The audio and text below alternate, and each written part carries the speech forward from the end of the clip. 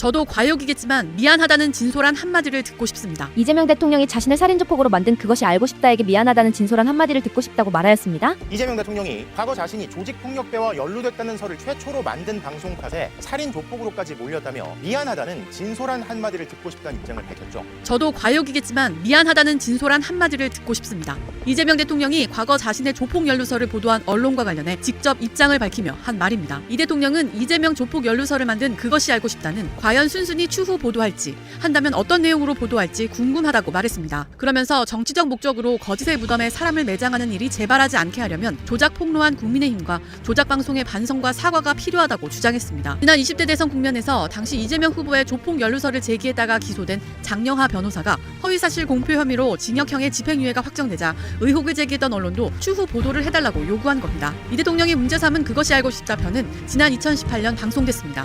이재명 당시 성남시장의 주변에 국제 마피아파 조직원이 더 있었습니다.